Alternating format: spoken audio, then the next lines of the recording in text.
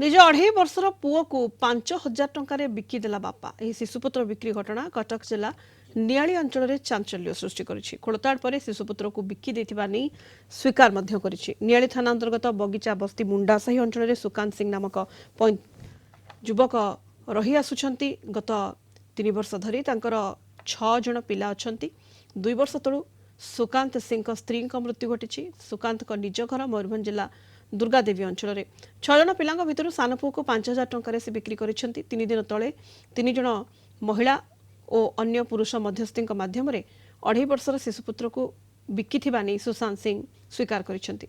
5,000 टंका को निज मां को श्राद्धवार्षिकी रे खर्च करिथिबा से कहिसेंती।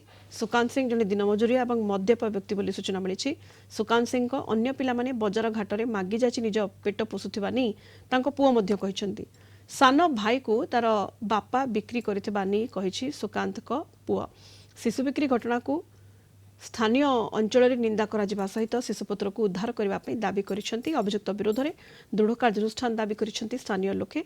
एही पिला बिक्री रे बड़ राकेट काम करुथिबा नै स्थानीय लोके अभियोग करिसेंती।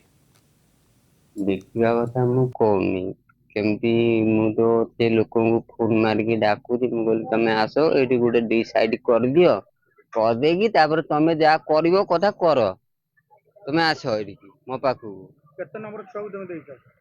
सेटा 2.5 वर्ष खंड हम काहा को देइछ? सी आमर गोटे अनुगुल गोटे संपर्क पिला सी नहीं कि जाइछन। केते टका देला तुमको बाबत को? सी आसिक मत कहला गोटे तुम मु तो तुम खुशी रे देली गोटे 5,000 टका तुम काम गोटे कर दियो की काम कर? खुद घर कि देइछन्ती छुआटा नहीं हेलानी केते दिन हेला नेलानी? ये हाँ हेलानी 3 दिन आउ कोउठी जे छुआ नहीं गेल? किंतु आज्ञा मु सेठी कहि पारिनी सेहि पई मु तो फोन मारिकी तांको डाकुची तमे आस मो पाखु।